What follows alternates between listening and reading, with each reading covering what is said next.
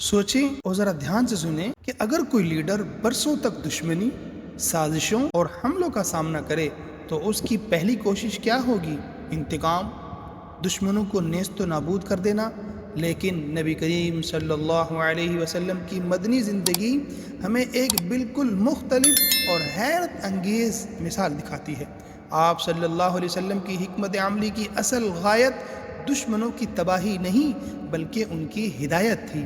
رحمت للعالمین صلی اللہ علیہ وسلم کی پوری مدنی زندگی کا دراصل ایک عالمی مشن کی تکمیل کے لیے حکمت، صبر اور بصیرت کا عملی مظاہرہ تھی۔ مدنی زندگی کے آغاز میں جو بھی اقدامات نبی کریم صلی اللہ علیہ وسلم نے فرمائے، ان کا مقصد صرف ایک تھا: اسلام کی دعوت کی راہ میں مزاحمت ختم ہو جائے تاکہ پیغام حق ہر انسان تک پہنچ سکے۔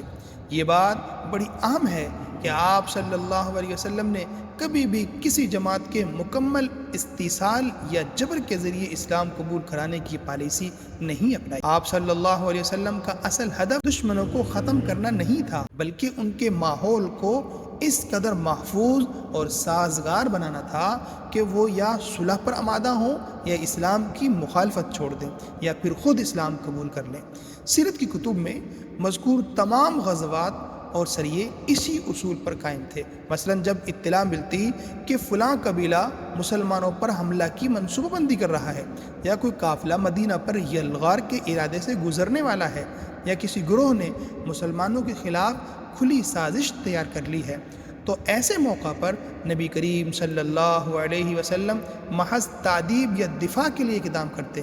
کبھی کبھی دشمن کی نقل و حرکت کی تفتیش کے لیے چھوٹے چھوٹے سریے بھیجے جاتے، لیکن جب قریش اور دیگر قبائل کھلم کھلا مدینہ پر چڑھ دوڑے تو پھر مسلمان اللہ پر بھروسہ کر کے مردانہ وار دفاع کرتے۔ مدنی زندگی کو مجموعی طور پر 3 مراحل میں تقسیم کیا جاتا ہے۔ پہلا مرحلہ 1 ہجری سے 6 ہجری صلح حدیبیہ تک کا، یعنی اسلامی معاشرے کی بنیاد رکھی گئی۔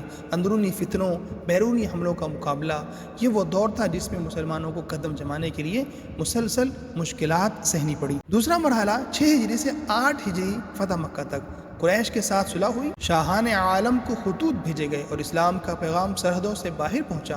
یہ وہ وقت تھا جب سازشوں کا دائرہ سکڑ گیا اور اسلام عالمی افق پر ابھرنے لگا۔